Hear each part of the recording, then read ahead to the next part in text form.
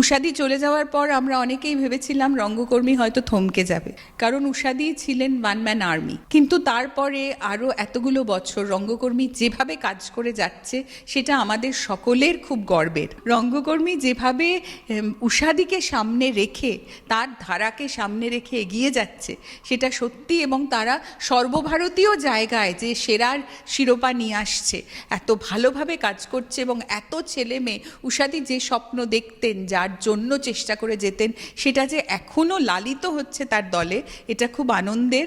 সামনেই রঙ্গকর্মী 50 বছর পূর্ণ করবে।